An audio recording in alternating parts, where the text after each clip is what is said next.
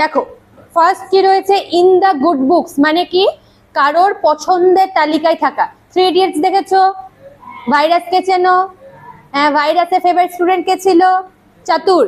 তাহলে ও ওর good books আছে, পছন্দের তালিকায়। এই ছেলেকে পছন্দ করে আর কাউকে পছন্দ করে না। তাহলে ইন দ্য গুড বুকস মানে কারোর পছন্দের তালিকায় থাকা। ঠিক আছে, ইন দ্য গুড বুকস মানে to be in favour with মানে কারোর পক্ষে থাকা। বোঝা যাচ্ছে? তারপরে দেখো, in the heat of the moment. তুমি কারোর দিকে চেয়ার কখন ছুঁড়ে মারবা? সুস্থ মস্তিষ্কে কি তুমি কারোর দিকে চেয়ার ছুঁড়ে মারতে পারো?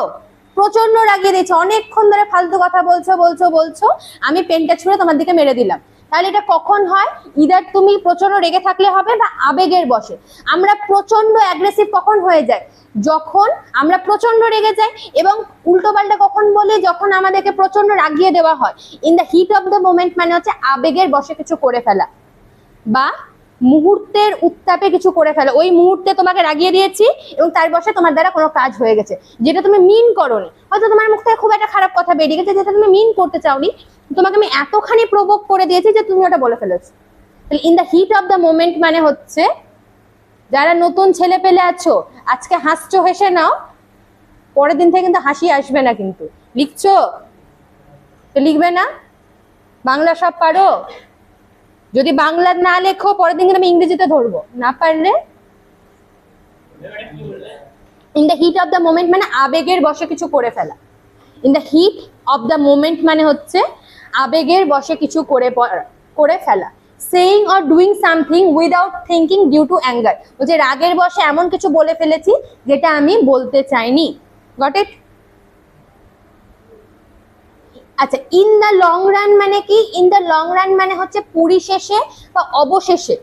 মানে ধরো আমি রোজ দৌড়ই, ঠিক আছে, ভালো কথা, আমি রোজ এক্সারসাইজ করি। এই বয়সে এটা কিন্তু খুব একটা প্রফিটেবল নয়। কেন? এখন তো আমার অলরেডি শরীরে কোনো প্রবলেম নেই, তাই না? এখন এটা কিন্তু আমাকে কোনো ফল দেবে না। কিন্তু যখন আমার বয়স 40 হয়ে যাবে, তখন আমার বন্ধু থেকে আমি অনেক বেশি স্ট্রং হব। আমি এখন ওয়ার্কআউট করছি কিন্তু সেটা কিন্তু আমাকে এখন কোনো ফল দিচ্ছে না। বা ধরো তুমি রেগুলার পড়াশোনা করছো, তুমি কিন্তু কোনো রকমের প্রফিট দেখতে পাবে না, কিন্তু লং রানে গিয়ে তুমি বুঝতে পারবে যে সেটা তোমার ওভারঅল প্রফিটে থেকে গেছে। বা যদি আমি রেগুলার এক্সারসাইজ করি, এখন যেহেতু আমার হাড্ডি ঠিকঠাকই আছে, তাই এখন আমার কোনো প্রফিট নেই। যখন আমার 40 বছর বয়স হবে, তখন আমার বন্ধু কিন্তু আমার থেকে অনেক বেশি উইক হবে আমার তুলনায়। কেন? তখন সেটা আমাকে প্রফিট দেবে। ইন দ্য লং রান মানে কোনো কিছু তোমাকে শেষে গিয়ে ভালো ফল দেওয়া, বা পরিশেষে ভালো ফল পাওয়া। তুমি আজকে একটা বীজ বপন করেছো, তুমি কি ইমিডিয়েটলি কোনো ফল পাবা? হ্যাঁ, আজকে তুমি একটা আমের গাছ লাগিয়েছো বা একটা নারকেল গাছ লাগিয়েছো, ঠিক, তুমি কি সাথে সাথে কোনো ফল পাবা? 5 বছর লাগে একটা নারকেল গাছের বড় হতে। মানে তোমার 5 বছর ওয়েট করবে, তারপর তুমি প্রত্যেক বছর ফল পাবা হয়তো, ঠিক। তাহলে লং রানে সেটা প্রফিটেবল। বা যারা স্টক মার্কেটে ইনভেস্ট করে, ইমিডিয়েট কোনো রকমের প্রফিট হয় কি? হয় না। It helps you in the long run, eventually তোমাকে হেল্প করবে। ইভেনচুয়ালি মানে হচ্ছে পরিশেষে বা in a long period of time. বোঝা গেছে? মানে হচ্ছে অবশেষে ভালো ফল পাওয়া।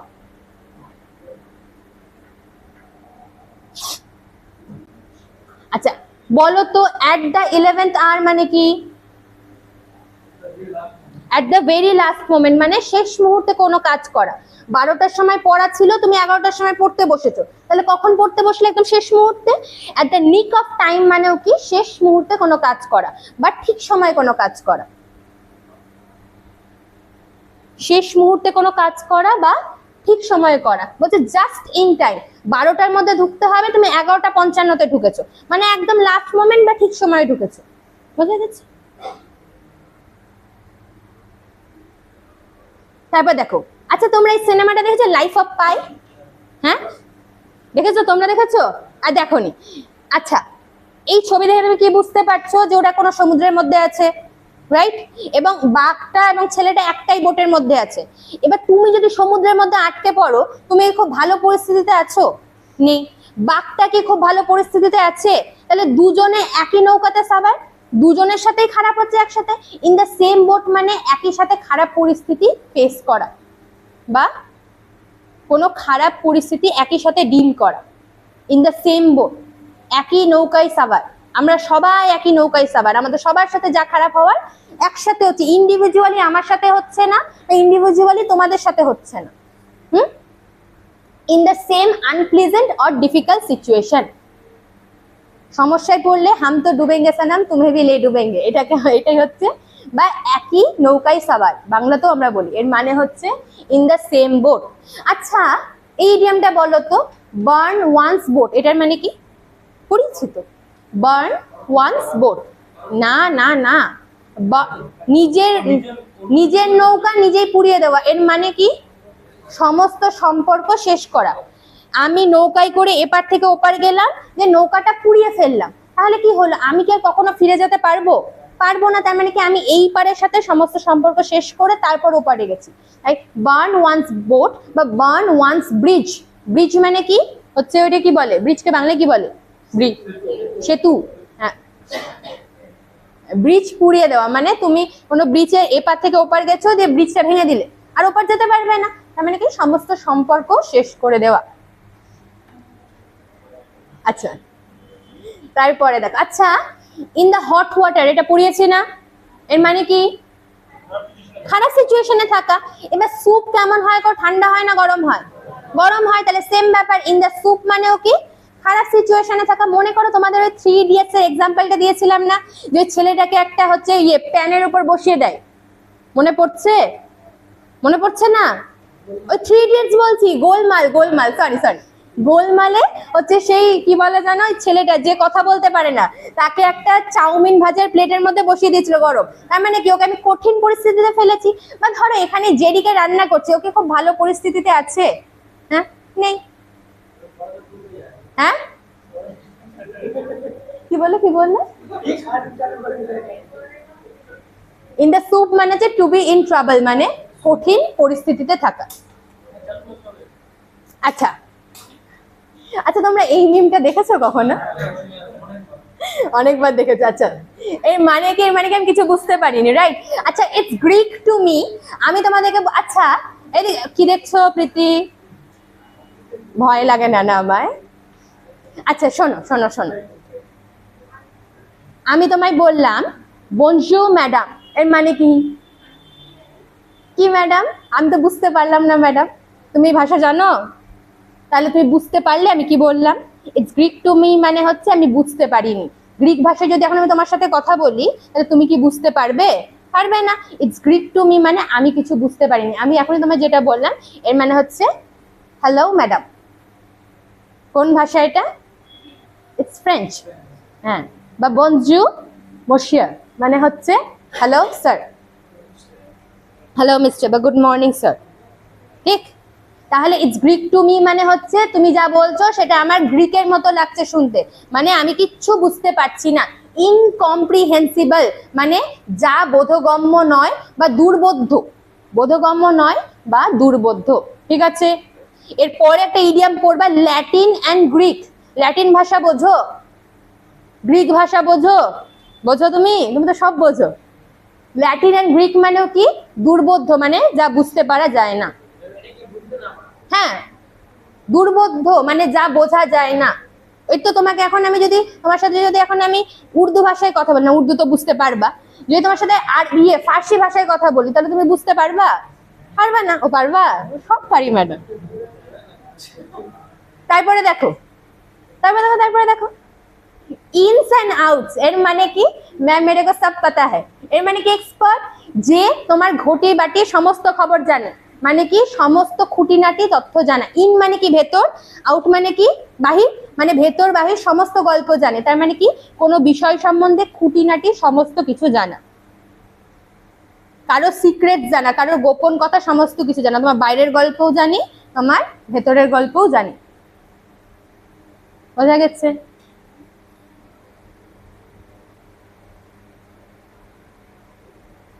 এর পরেরটা, it's raining cats and dogs, এর মানে হচ্ছে আকাশ থেকে বিড়াল কুকুর পড়ছে না, এর মানে হচ্ছে মুষলধারে বৃষ্টি। বুঝতে পারলে? বৃষ্টি। It's raining cats and dogs মানে হচ্ছে মুষলধারে বৃষ্টি, ঝমঝম করে বৃষ্টি পড়া। Raining extremely heavily. এই ডাউনপোর এই ওয়ার্ডটার মানেও কিন্তু ঝমঝম করে বৃষ্টি। হ্যাঁ, তারপরে দেখো, আচ্ছা আইভরি টাওয়ার, শোনো, ধরো এই টাওয়ারে আমি বাস করি, ভালো কথা। এবার বলো, যদি আমি এখানে বাস করি তাহলে বাস্তব সম্বন্ধে আমার কোনো আইডিয়া থাকবে? থাকবে কি? তাহলে লিভিং ইন আইভরি টাওয়ার মানে যার বাস্তব সমস্যা সম্বন্ধে কোনো আইডিয়া নেই। বোঝা গেছে?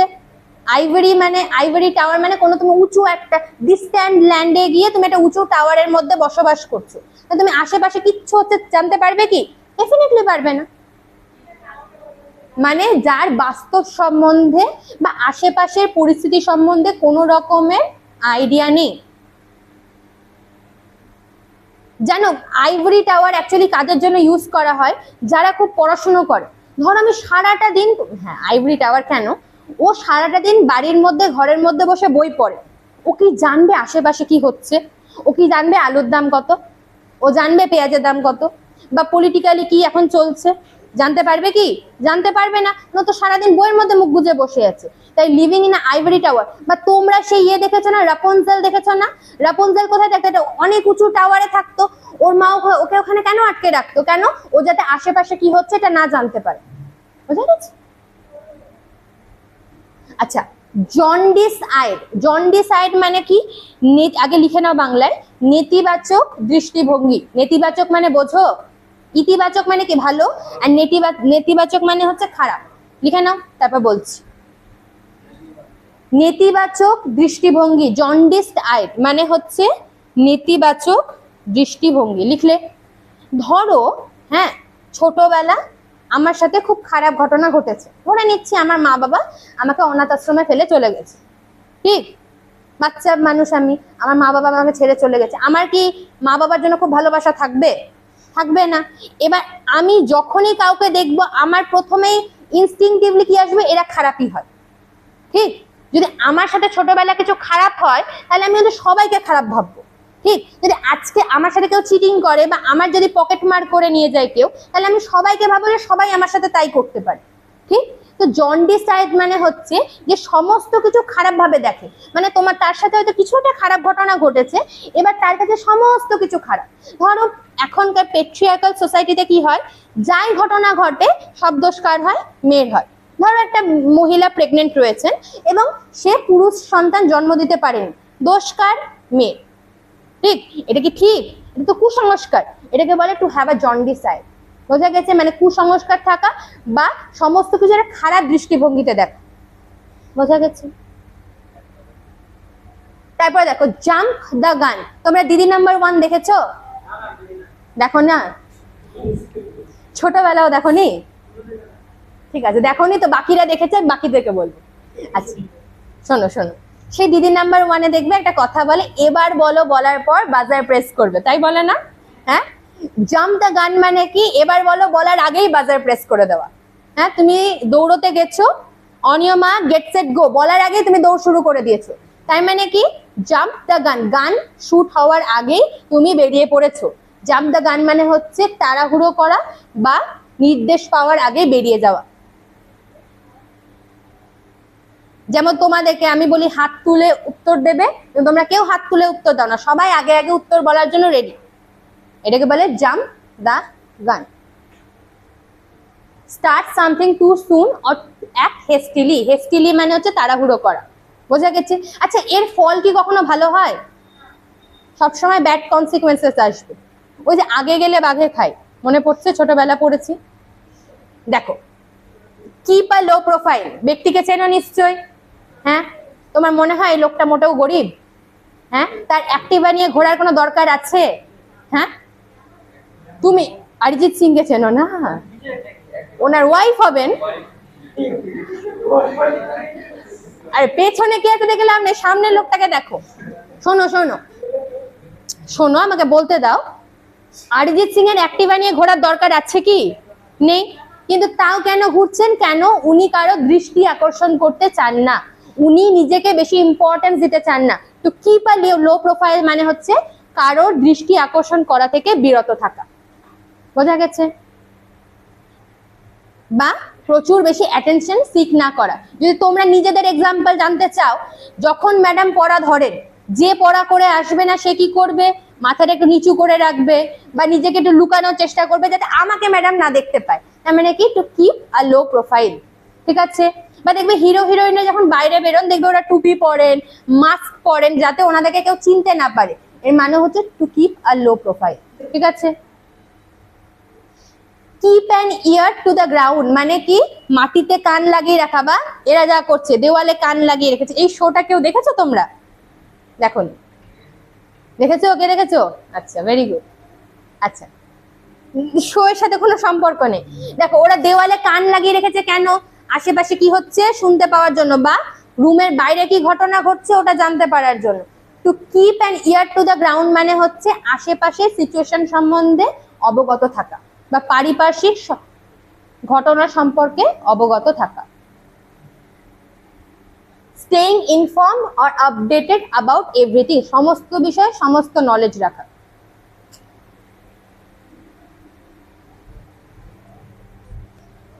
এটার আরো একটা জিনিস হতে পারে, তোমরা যদি মানে, এটা তো প্র্যাকটিক্যালি পসিবল নয়, বাট যদি তুমি রেল লাইনের উপর কান লাগাও তাহলে তুমি কিন্তু বুঝতে পারবে যে মানে ট্রেন আসছে কি আসছে না। চেষ্টা করো না, চেষ্টা করো না।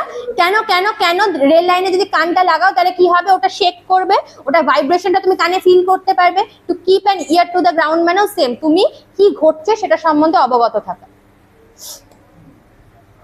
দেখো, keep at an arm's length, এই মেয়েটা কি করছে, ছেলেটাকে কি করে রেখেছে, দূরে রেখেছে। বা দেখবে আমরা যখন স্কুলে প্রেয়ার লাইনে দাঁড়াতাম তখন বলতো এক হাত দূরে দূরে দাঁড়াবে, বলতো না? এবার ধরো তুমি আর আমি বন্ধু, তোমাকে বলছে আমার থেকে দূরে থাক, তার মানে কি I am keeping you at an arm's length মানে কি দূরত্ব বজায় রাখা। To be distance, to be at a distance with someone, কারোর থেকে দূরত্ব বজায় রাখা। Keep at an arm's length, এক হাত দূরত্ব বজায় রাখা। আর avoid being friendly with someone, বা কারোর সাথে বেশি ফ্রেন্ডলি হচ্ছ না তুমি। বুঝা গেছে? আচ্ছা, যারা কারোর সাথে খুব বেশি ফ্রেন্ডলি হয় না বা খুব কম কথা বলে তাদেরকে আমরা কি বলি? ইন্ট্রোভার্ট বলি বা রেটিসেন্ট বলি। কি বলি? রেটিসেন্ট, RETICENT। রেটিসেন্ট মানেও কি ইন্ট্রোভার্ট, এটাও পরীক্ষায় এসেছে। ঠিক আছে? আচ্ছা, to keep the ball rolling, একটা হিন্দি গানের এক্সাম্পল দিই। তোমরা সেই অক্ষয় কুমারের ওই গানটা শুনেছো? হ্যাঁ, ফটেলা জেব সিল জায়গা, শুনেছো কেউ? হ্যাঁ, फटेला जेब सिल जाएगा जो चाहेगा मिल जाएगा, শোনোনি? रुकने का नहीं, थकने का नहीं, लाइफ में चलते रहने का, শোনোনি? আজকে বাড়ি গিয়ে শুনবা। হ্যাঁ, দারুণ মজার গান, দারুণ মজার গান, মানে মোটিভেশন। সন্দীপ মাহেশ্বরী শোনার থেকে গান শোনা বেটার, দারুণ মজা লাগবে। যাই হোক, এই যে আমি এখন কি বললাম, রুকনে কা নেই, থাকনে কা নেই, লাইফ মে চলতে रहने का, এর মানে হচ্ছে কিপ দ্য বল রোলিং, মানে যা কাজ করছো সেটা করতে থাকো। এই যে ধরো মেয়েটা এই বলটাকে নিয়ে যাচ্ছে, ঠিক, এখন তোর খুব হার্ড লাগছে, ওর কি এই কাজটা যখন নিয়ে যাচ্ছে খুব কি ইজি লাগবে, কিন্তু যদি ও বলটাকে নিয়ে যেতে থাকে এক সময়কে ওটা ইজিলি একা একাই চলতে শুরু করবে। ঠিক, তো কিপ দ্য বল রোলিং মানে কাজ চালিয়ে যাওয়া। বোঝা গেছে? এখান থেকে আরো একটা তোমরা পরে হয়তো যদি কখনো পড়ায়, মিথ অফ সিসিফাস বলে একটা স্টোরি আছে। সেটা কি হয় জানো? মিথ অফ সিসিফাসে, শুনবে শুনবে, মিথ অফ সিসিফাসে কি হয়? সিসিফাস বলে একটা লোক ছিল, সেও এরকম, গল্পটাতে কি হয়, এরকম একটা বল নিয়ে ওপরে ওঠে, নিচে নেমে যায়, আবার বলটা নিয়ে ওপরে যায়, বলটা নিচে পড়ে যায়, আবার বলটা নিয়ে ওপরে যায়, আবার নিচে পড়ে যায়। এর মানে কি বলতো? গল্পটাতে এইটুকুনি হয়, ও বারবার করে বলটা পাহাড়ের উপরে নিয়ে যাবে, দিয়ে বলটা নিচে পড়ে যায়, আবার সে নিচে নেমে আসবে, বলটাকে উপরে নিয়ে যাবে, নিচে পড়ে যায়। এটা এন্টায়ার গল্প। এর মানে কি? ইট ডিপিক্টস আওয়ার লাইফ, মানে কি আমরা কিছু শুরু করি, পড়ে যায়, আবার নতুন করে শুরু করি, আবার পড়ে যায়। বা ধরো পরীক্ষা দিচ্ছ, প্রচুর প্রিপারেশন করেছিলে, 0.5 এর জন্য বাদ পড়ে গেলে, কি হলো? বলটা অনেক কষ্ট উপরে নিয়ে গেছিলে, পড়ে গেল, তুমি কি হাল ছেড়ে দিলে? আবার তোমাকে প্রথম থেকে শুরু করতে হবে, আবার তুমি করলে, এবার 0.25 এর জন্য বাদ পড়ে গেলে, আবার তুমি নিচে পড়ে গেলে, আবার নিয়ে যাচ্ছ। This is the course of life, myth of Sisyphus. পরে হয়তো কখনো পড়লে পড়াতে পারি, ওখান থেকে অনেক ইডিয়াম আসে। যাই হোক, হ্যাঁ, কিছু বলছো? তারপরে দেখো, কিপ ইয়োর চিন আপ। আচ্ছা, আমি যদি বকাবকি করি তাহলে তোমরা কি করবে? উত্তর তো করবে না, মাথাটা নিচু করে নেবে। তাহলে চিন মানে কি? চিন মানে হচ্ছে, এটা কি বলে? থুতনি। তাহলে সেটা কি হয়ে যায়, নিচে নেমে যায়, রাইট। কিন্তু যদি আমি খুব বকাবকি করছি কিন্তু তুমি জানো আজকে তুমি পড়া করে এসেছো, সব উত্তর পারবে, তাহলে কি তোমার মাথা নিচু হবে? হবে না। কি করবে, মাথা উঁচু করে ঘুরবে, রাইট। কিপ ইওর চিন আপ মানে হচ্ছে কঠিন পরিস্থিতিতেও হতাশ না হওয়া বা আশাবাদী থাকা। এই যে সঞ্জু সিনেমা দেখেছো, সেখানে কি বলছে, টাইগার হ্যাঁ তো টাইগার রোর কর, এর মানে কি, টু কিপ ইওর চিন আপ, যতই সিচুয়েশন কঠিন হোক না কেন তুমি তো টাইগার, তোমাকে সবসময় মাথা উঁচু করে বাঁচতে হবে। Got it? To remain cheerful or hopeful at a difficult situation, পরিস্থিতি যতই কঠিন হোক হতাশ হওয়া চলবে না। আচ্ছা তারপরে দেখো কি আছে, kept a level head মানে হচ্ছে শান্ত থাকা, মাইন্ডকে শান্ত রাখা। এখানে আরো একটা মিম ছিল ভালো, কিন্তু ওটা তোমরা অনেকে জানবে না বলে দিইনি। তোমরা সেই জ্যাকি শ্রফের ভিডিওটা দেখেছো, যেখানে ও গলার মধ্যে একটা গাছ লাগিয়ে ঘুরে আর বলে শান্তি রাখ শান্তি রাখ, জোর জোর সে সাসেলে। এর মানে হচ্ছে to keep a level head মানে মাইন্ডকে কাম রাখা, শান্ত থাকা। কিপ আ লেভেল হেড মানে মাইন্ডকে কাম রাখা বা শান্ত থাকা। আর কটা আছে গো, ফটাফট, এটা ইম্পর্টেন্ট। হ্যাঁ, কিথ অ্যান্ড কিন, সবাই এই ফ্যামিলিকে চেনো নিশ্চয়, চেনো প্রবীর? হ্যাঁ এটা চিনি ম্যাডাম। কোনটা? ওরা, আচ্ছা ওরা ওরা কি, ওরা ব্লাড রিলেটিভস না, রাইট? কিথ অ্যান্ড কিন মানে হচ্ছে ব্লাড রিলেটিভ বা আত্মীয় স্বজন। এর মানে জিজ্ঞাসা করবা না, আত্মীয় স্বজন, নিজস্ব লোকজন, নিজের লোকজন। এটা হচ্ছে মুকেশ আম্বানি অ্যান্ড তার প্রোডাক্টস। হয়েছে? একটু আগে বললাম না ল্যাটিন অ্যান্ড গ্রিক, ল্যাটিন ভাষায় কথা বললেও বুঝতে পারবে না, গ্রিক ভাষায় কথা বললেও বুঝতে পারবে না। আনএবল টু আন্ডারস্ট্যান্ড মানে বুঝতে পারছি না ম্যাডাম আপনি কি বলছেন, সব মাথার ওপর দিয়ে যাচ্ছে। হয়েছে? কোনটা কোনটা? 59। কিথ অ্যান্ড কিন মানে হচ্ছে আত্মীয় স্বজন, রক্তের সম্পর্ক। কোনটা বলছো? এটা? এর মানে হচ্ছে দুর্বোধ্য বা বোধগম্য নয় বা বুঝতে না পারা। হয়েছে? দাঁড়াও আসছি, বের করো ন্যারেশনটা।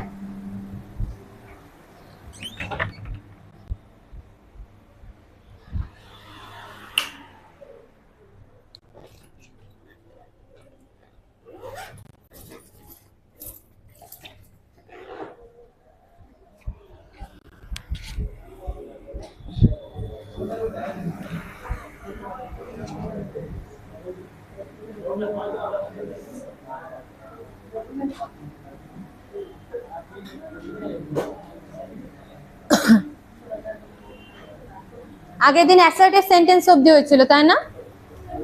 এই প্রিন্ট করিয়েছো? করিয়েছো? তোমরা খাতায় লিখেছো? এইসব করি না ম্যাডাম। আচ্ছা আর কথা নয়, আচ্ছা ভয়েস চেঞ্জ আমরা সেন্টেন্সের উপর বেস করে করেছিলাম না? প্রথমে অ্যাসার্টিভ করেছিলাম, তারপর ইন্টারোগেটিভ করেছিলাম, তারপর ইম্পারেটিভ, তারপর অপটেটিভ, তারপর এক্সক্লেমেটরি, রাইট? ন্যারেশনও ওইভাবে করব। আগের দিন অ্যাসার্টিভ সেন্টেন্স করেছিলাম, কেউ যদি জিজ্ঞাসা করো অ্যাসার্টিভ সেন্টেন্সের মানে কি, আর বলবো না।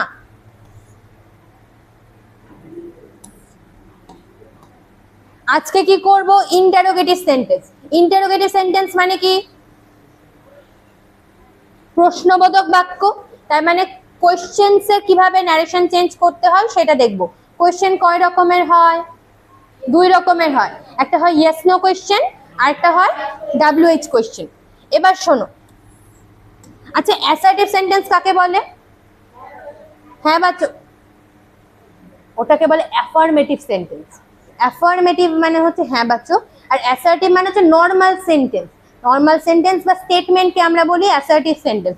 আচ্ছা একটা নর্মাল সেন্টেন্সের স্ট্রাকচার কি হয়? Subject plus verb plus object, এটা হচ্ছে একটা অ্যাসার্টিভ সেন্টেন্সের স্ট্রাকচার। এটা মাথায় রাখবা, ন্যারেশনে যাই দেওয়া থাক না কেন সেটাকে আমরা চেঞ্জ করে কিসে নিয়ে আসবো? অ্যাসার্টিভে নিয়ে আসবো। ঠিক আছে? যদি বলি ক্যান ইউ হেল্প মি, এটা কি? এটা কোয়েশ্চেন। এটাকে যদি অ্যাসার্টিভে নিয়ে আসি তাহলে কি হবে?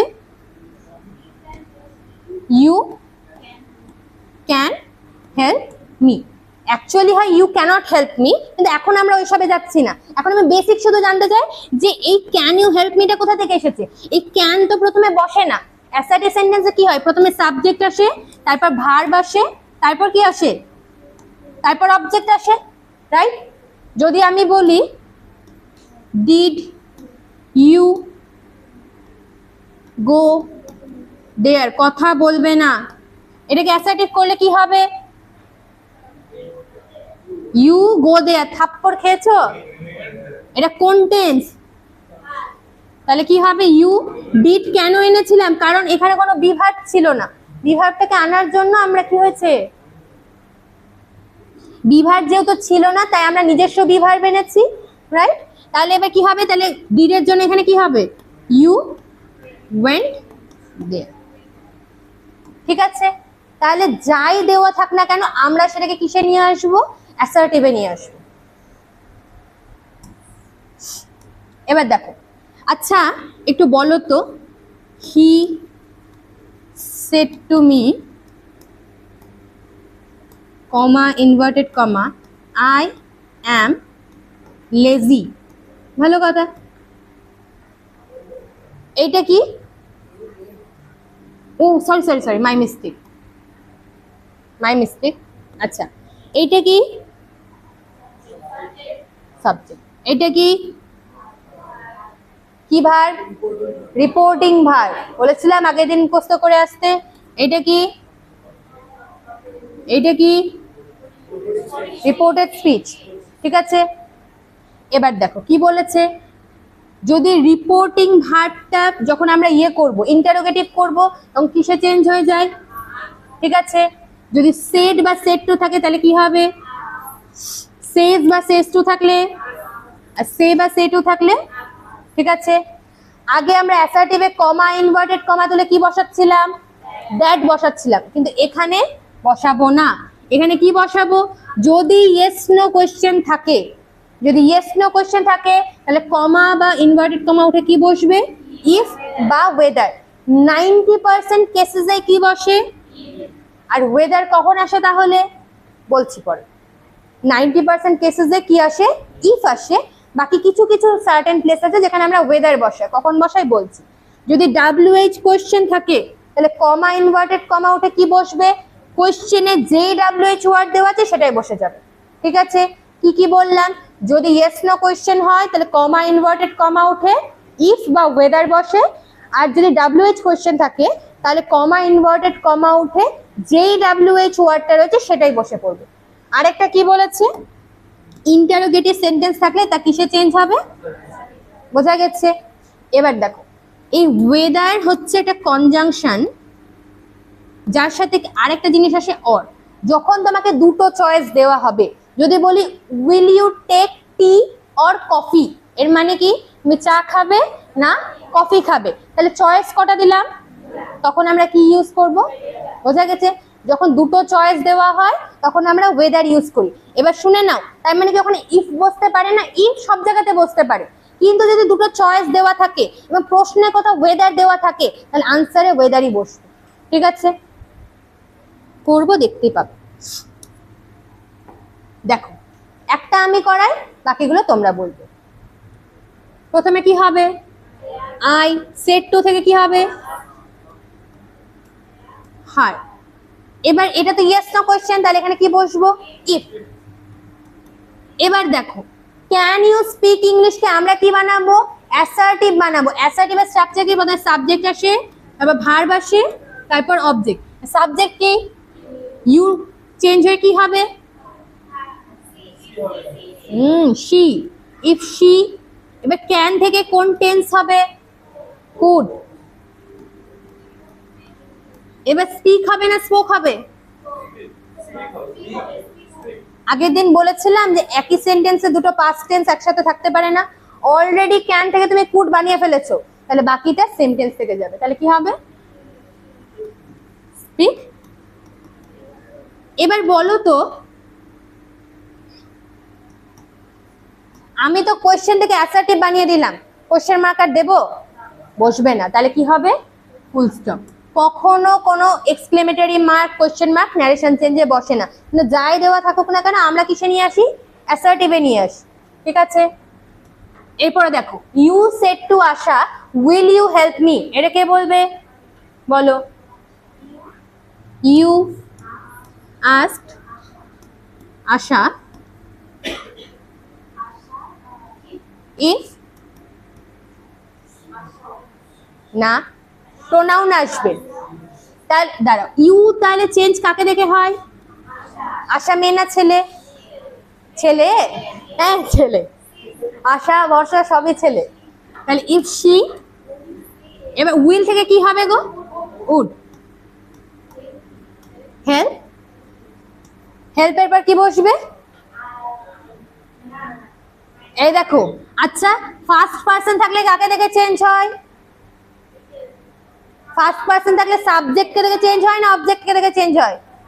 সাবজেক্টটা কে আছে, তাহলে এখানে কি হবে? বোঝা গেছে? বুঝতে পারলে? এই দিক থেকে তুমি I said to her did you buy it, ভালো মতো দেখো বাইরে কোন টেন্স আছে, ভেতরে কোন টেন্স আছে, তাহলে টেন্স কি হবে চেঞ্জ হয়ে? হ্যাঁ এবার বলো, I asked her, if you থেকে কি হবে? ইফ শি, ডিডের জন্য কি আসবে? পাস্ট পারফেক্ট স্ট্রাকচার কি হয়? Plus had plus V3 plus object, তাহলে কি হবে? ইফ শি হ্যাড, বাই থেকে কি হবে? বট। বোঝা গেছে? বুঝতে পেরেছো? প্রীতি মার খাবা কিন্তু এবার তুমি। কেন তুমি কি এত বড় বড় করে লেখা হচ্ছে, তুমি তাও ফোনের ওই ছোট করে দেখবা? অদ্ভুত ছেলে পেলে তোমরা ভাই। বলো বৃষ্টি, বলো এটা। You said to me do you hear me, আচ্ছা ইউ আস্কড মি, তারপর আগে কমা ইনভার্টেড কমা তুলে আমরা কি বসাবো? তাহলে ইফটা কে বলবে? আমি। ইফ, তারপর কি হবে? শি, শি হবে, কি হবে? এখানে কি আছে? কোন পার্সন? বলবে না, ওকে বলতে দাও। কোন পার্সন আছে? First person, second person. Second person থাকলে কাকে দেখে চেঞ্জ হয়? অবজেক্টকে দেখে চেঞ্জ হয়, ঠিক? এন অবজেক্টকে, তাহলে এখানে কি হবে? ইফ আই, এবার বলো কি হবে? হিয়ার এর থার্ড ফর্ম কি হয়? সেকেন্ড ফর্ম, থার্ড ফর্ম তো না, সেকেন্ড ফর্ম কি হয়? হার্ড হয়, HEARD। ইফ আই, কারোর কি এরকম মনে হচ্ছে ডু থেকে এখানে ডিড বসতো? কারোর মনে হচ্ছে না ডুটা কেন এনেছিলাম? কারণ এখানে কোনো বিভার্ব ছিল না, তাই কোশ্চেন বানানোর জন্য ডু এনেছি। ইফ আই হার্ড কি হবে? মি কাকে দেখে চেঞ্জ হবে? ইউ, তাহলে এখানে কি হবে? বুঝতে পারা গেছে? এর পরেরটা এদিক থেকে বলবা। You said to me will you take tea or coffee, কটা জিনিস চয়েস দিয়েছি? দুটো চয়েস দিয়েছি, তাহলে এখানে কি বসবে তুমি দেখো এবার বলো। বলবে না, ওকে বলতে দাও। একটু জোরে বলো, জোরে ক্লিয়ারলি বলো। ইউ আস্কড মি, এক্ষুনি কি বললাম? যদি চয়েস দেওয়া হয় দুটো তাহলে কি বসায়? ওয়েদার বসায়, তাহলে এখানে কি হবে?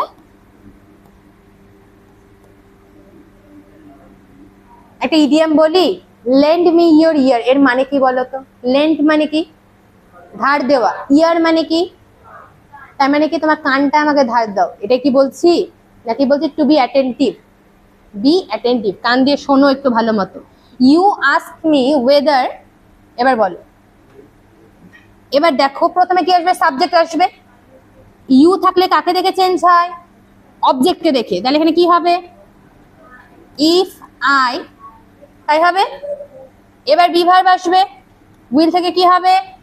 উইলের পাস্ট ফর্ম কি হয়? উড, তাহলে কি হবে? ইফ আই উড, ঠিকই তো লিখেছি? আমি মুখে ইফ বলছি, ও whether I would take tea or coffee। বোঝা গেছে? তোমরা কেউ ক্লাস 9-এ পড়ো না, যদি প্রশ্ন করি তাহলে তোমাকে কনফিডেন্টলি আনসার দিতে হবে। কেন তোমাদের এই পার্সপেক্টিভটা তো আছে তো, যে তুমি চাকরির জন্য পড়াশোনা করছো, your speech is also important, তাই না? আমি কথাই যদি বলতে না পারি আমি চাকরি করব কি করে, তাই না? খুব এটা কি ঠিক কথা বলছি না? আমরা কি ক্লাস 9-10-এ পড়ি কেউ? তাহলে যখন প্রশ্ন করছি, try to be as clear as you can be. আমি তো তোমার মাথার উপর উঠে নাচছি না বা তাড়াহুড়োও করছি না। একটা ওয়ার্ড যদি বলো তাহলে একটু গোটা গোটা উচ্চারণ করার চেষ্টা করো। আমি যে পড়াচ্ছি তা আমি কি ভাঙা ভাঙা কথা বলছি? আমি তো গোটা গোটা উচ্চারণ করছি। তোমাদেরকেও তো এটা করতে হবে, তাই না?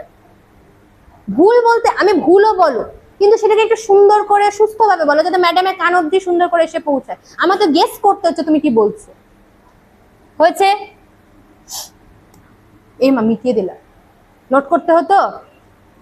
এবার প্রশ্ন আর দুটো বলি, লেখো তো।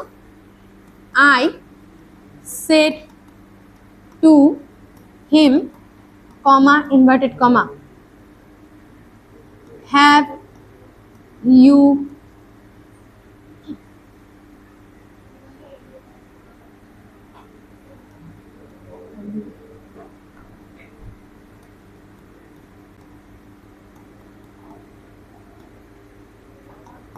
এটা করো তো। I said to him, have you bought the car? এটা নতুন ছেলেদের মধ্যে কেউ একজন বলতে পারবে? বলো, কে বলবে? I told কেন হবে? asked হবে। কেন কোয়েশ্চেন করছি? I asked him। এবার যেহেতু ইয়েস নো কোয়েশ্চেন আছে তাহলে ইফ বসবে। হ্যাঁ, ইফ হি, হ্যাভ থেকে হ্যাভ এর পাস্ট ফর্ম কি হয়? দেখো, বাইরে যদি পাস্ট থাকে তাহলে ভেতরেও পাস্ট করতে হবে, তাহলে হ্যাভ থেকে কি হবে? হ্যাড। এবার হ্যাড এর পর তো ভার্বের থার্ড ফর্মই বসে, তাহলে কি হবে? বট দা। বোঝা গেছে? বুঝতে পেরেছো? চলো চেঞ্জ করি। তাহলে ইয়েস নো কোয়েশ্চেন মাথায় ঢুকেছে? আশা করছি ঢুকেছে। এবার কি করব? এবার WH কোয়েশ্চেন। দেখো একটা, the teacher said to me, where do you live? তুমি কোথায় বসবাস করো? আচ্ছা দেখো, দ্য টিচার, এদিকে দেখো, কথা বলো না, আস্কড মি, তাই হবে তো? এবার বলো কি বসবে? এবার ইফ ওয়েদার আসবে কি? কিচ্ছু আসবে না, যেই WH ওয়ার্ড আছে সেটা বসে পড়বে। তাহলে কি হবে? ওয়্যার। এবার বলো কি হবে? Where I lived. Very good, I lived. Good. না, আমরা কি করছি? আমরা যাই থাকুক না কেন সেটাকে অ্যাসার্টিভে নিয়ে যাচ্ছি। যদি অ্যাসার্টিভে নিয়ে যাই তাহলে কি হবে? কোশ্চেন মার্ক বসবে না। এবার তোমার মনে আসতেই পারে যে ম্যাডাম এখানে তো আপনি ওয়্যার বসিয়েছেন। তুমি পরে পড়বা যে এগুলোকে আমরা বলি হচ্ছে এক ধরনের হয় ইন্টারোগেটিভ প্রোনাউন, আরেকটা হচ্ছে ওটা কি বলে? আরে না না, দাঁড়া, ওইটাকে কি প্রোনাউন বলে? Relative pronoun. ঠিক আছে, যেগুলো WH ওয়ার্ড হয় ওগুলো কোয়েশ্চেন করার জন্য ইউজ হয়, আবার দুটো সেন্টেন্সকে রিলেট করার জন্য বা দুটো ক্লজকে যুক্ত করার জন্য ইউজ হয়। এখানে দেখো দুটো সেন্টেন্সকে আমি জয়েন করার জন্য এটাকে ইউজ করেছি। যখন প্রোনাউন চ্যাপ্টার পড়বো তখন ডিটেলে পড়বো। বোঝা গেছে? পরেরটা বলবা এদিক থেকে তুমি। তোমার নাম কি গো? সোমা। বলো Soma. Sanjay said to Moni, which way leads to the station? বলছে কোন রাস্তা দিয়ে স্টেশনে যাওয়া যায়। ভালো কথা, বলো। আমি এক্ষুনি বললাম, তুমি ভুল বলো ঠিক বলো স্পষ্ট করে বলবা। দাঁড়াও, দাঁড়িয়ে বলো, সুন্দর করে বলবে। আস্কড কি হবে? যা নাম আছে তাই বসে পড়বে। দেখো, সেট টু চেঞ্জ হয়ে কি হলো? আস্ক বসলো, তাহলে টু আর আসবে না, তাহলে কি হবে? বসে পড়লো। কমা ইনভার্টেড কমা তুলে কি বসাবো? যা আছে তাই বসে যাবে, তাহলে কি হবে? এবার প্রথমেই সাবজেক্ট আছে, তাহলে আমাকে খাটতে হবে কি? হবে না, তাহলে কি বসাবো? Which way. লিডের পাস্ট ফর্ম কি হয় জানো? Led, LED, led. ঠিক আছে, লেড। তারপর কি হবে? যা আছে তাই, টু দ্য স্টেশন। বোঝা গেছে? এদিক থেকে সেকেন্ড বেঞ্চে কর্নারে পরেরটা বলো। I asked him where do you sorry why did you come late that day. দেখি প্রবি একটু সরো। হ্যাঁ বলো। আগে দেখো বাইরে কোন টেন্স আছে, ভেতরে কোন টেন্স আছে? ডিড প্রেজেন্ট টেন্সে বসে, পাস্টে রয়েছে। ভেতর বাহির দুটোতেই পাস থাকলে কোন টেন্স হয়? Past perfect. ঠিক আছে বলো।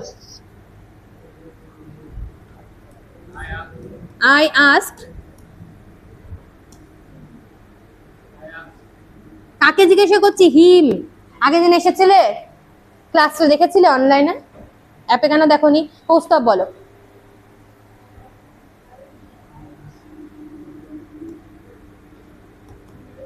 কি গো এদিকে এইদিকে বোর্ডে ও ভাবছো? যার ভাবতে হবে না সে বলো, তুমি বলো। I asked him why he, madam ভুল হয়ে গেল।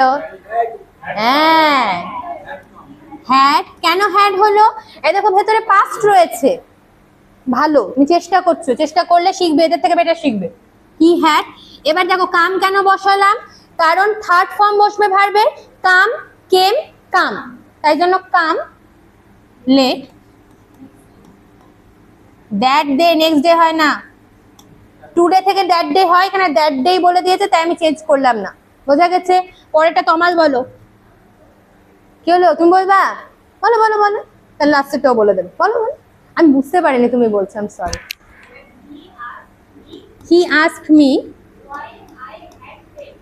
ম্যাডাম আমি একটু আস্তে আস্তে লিখি, একটু আস্তে আস্তে বলুন। Why asked me, sorry he asked me why I had fail. Very good, খুব চালাক তুমি, সহজটা বলে দিলা। হ্যাঁ পরটা আরো সোজা। বলো তমাল, ঘুমিয়ে পড়েছিলে, একটু জেগে ওঠো, স্বপ্নের জগৎ থেকে বেরিয়ে এসো। কে আস্ক করছে? কি বললাম? সুন্দর করে স্পষ্ট করে বলো। She asked me. আচ্ছা তোমরা সবাই আস্কড কেন বলছো গো? আগে কে আসে না আগে এস আসে? তাহলে কি হবে? আস্কড হবে। ঠিক আছে, আস্ক মি হোয়াট।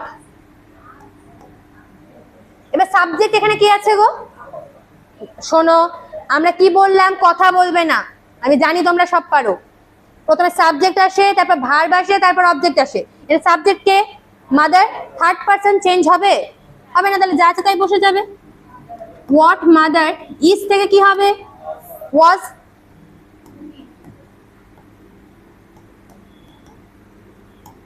বুঝতে পেরেছো?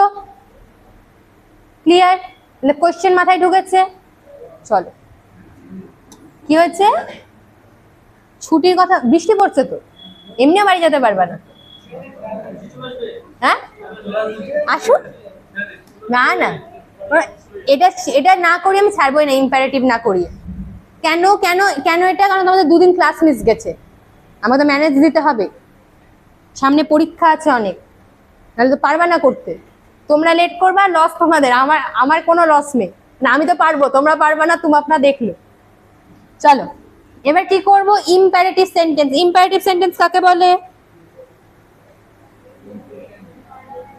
কে বলবে? সুন্দর করে বলো। কি হলো প্রবীর? বলো বলো, ইম্পারেটিভ সেন্টেন্স কাকে বলে? তোমাদের নাম প্রবীর? তোমরা ঘুমিয়ে পড়েছো? ঘুমিয়ে পড়েছে। বলো ইম্পারেটিভ সেন্টেন্স কাকে বলে? এদিক থেকে বলুন। আদেশ, উপদেশ, অনুরোধ আর নিষেধ যদি বলা হয়, order, request, advice and forbid, এই কটা থাকে তাহলে সেগুলোকে আমরা কি বলি? ইম্পারেটিভ সেন্টেন্স বলি। এবার ইম্পারেটিভ সেন্টেন্সে কি করে করব? দেখো কি হবে, এটা যা আছে তাই নেবে যায়। এই যে রিপোর্টিং ভার্বটা রয়েছে এইটা চেঞ্জ হয়ে এখানে যে সেন্সে বলা থাকবে সেটা বসে যাবে। এখানে যদি অর্ডার করা হয় তাহলে এখানে অর্ডার বসবে, এখানে যদি রিকোয়েস্ট করা হয় তাহলে এখানে রিকোয়েস্ট বসবে, এখানে যদি কমান্ড করা হয় তাহলে এখানে কমান্ড বসবে, এখানে যদি ফরম্যাট করা হয় তাহলে এখানে ফরম্যাট বসবে। ঠিক আছে, কি লেখা আছে দেখো, রিপোর্টিং ভার্ব চেঞ্জ হয়ে order, beg, request, command, advice etcetera etcetera এইসব বসবে। এবার এটা আমি কি করে ডিটেক্ট করব? আমাকে কোয়েশ্চেন পড়ে ডিটেক্ট করতে হবে, আর পরীক্ষায় তো অপশন দেওয়া থাকবে, আর তুমি অপশন দেখেই বুঝতে পারবে। ঠিক, এবার দেখো কমা ইনভার্টেড কমা উঠিয়ে কিছু একটা বসাতে হবে, কি বসে? টু বসে। এবার যদি টু আসে তারপর ভার্ব আসে নিশ্চয়, ভার্বে কোন ফর্ম বসে? V1।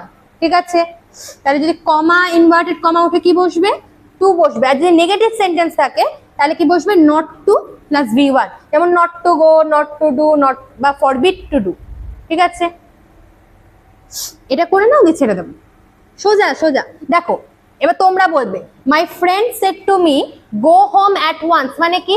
আমার বন্ধু আমায় বললো এক্ষুনি বাড়ি যাও। এবার বলো তো ও আমাকে কি খুব রিকোয়েস্ট করছে, অর্ডার করছে বা কমান্ড করছে? ঠিক, যে কোনো একটা লিখলেই হবে। তাহলে কি লিখবো? My friend.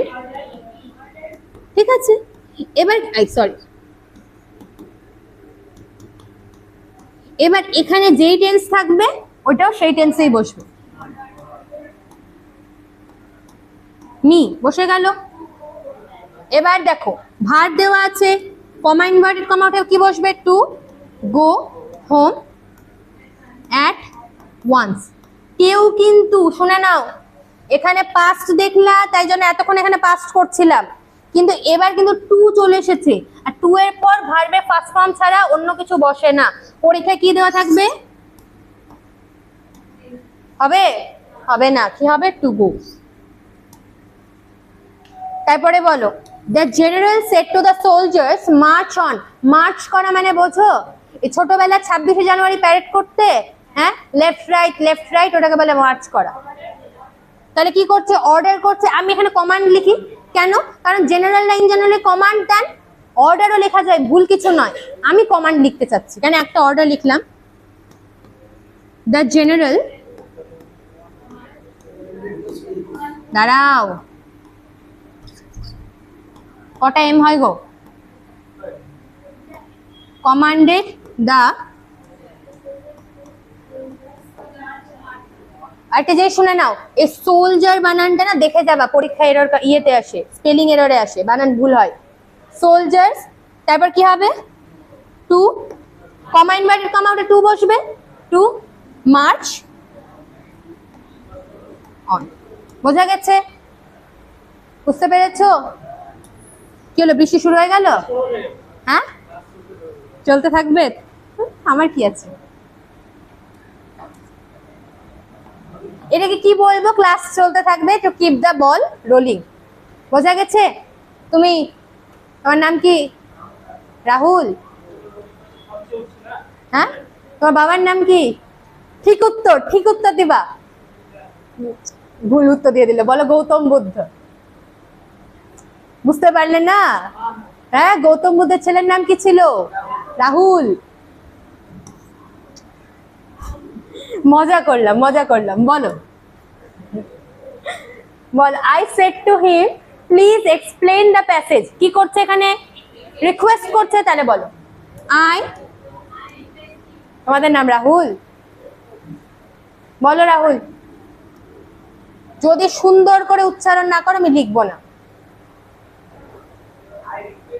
হ্যাঁ, ভেরি গুড। আই, বলো তো এখানে কোন টেন্স আছে? তাহলে রিকোয়েস্ট হবে না রিকোয়েস্টেড হবে? হ্যাঁ, রিকোয়েস্টেড কি হবে? তারপর এই সেট টু চেঞ্জ হয়ে রিকোয়েস্টেড বসলো। এখানে মি আছে না হিম আছে? তাহলে হিম বসবে। এরপর কি বসবে? কমা ইনভার্টেড কমা ওটা কি বসে? টু বসে। এবার বলো প্লিজটা বসাবো কেন? অলরেডি তুমি রিকোয়েস্টেড লিখেই ফেলেছো, তাহলে প্লিজ বলা কোনো মানে হয় না। টু এক্সপ্লেন, এটা সবচেয়ে সোজা। দা, বোঝা গেছে? তারপরেরটা এদিক থেকে মিডিলে, সেকেন্ড বেঞ্চে মিডিলে। বলো, জোরে জোরে বলবা, বৃষ্টির আওয়াজ হচ্ছে। He said don't go near the fire বলস। ভালো কথা, বলো এখানে কি করছে বলো তো? একটা নিষেধ হতে পারে বা ওয়ার্ন করছে, হ্যাঁ, অর্ডার হবে না, নিষেধ করছে না যে তুমি ইয়ের কাছে যেও না, বা তোমাকে ওয়ার্নিং দিচ্ছে যে আগুনের কাছে যেও না, তাই না? তাহলে এখানে কি লিখবো? তুমি কোনটা লিখতে চাও? পড়বে। এবার বলবে কি বসবে, বলো। না না না, ওকে বলতে তো আগেও চেষ্টা করি। হ্যাঁ, হি ফরবেড টু গো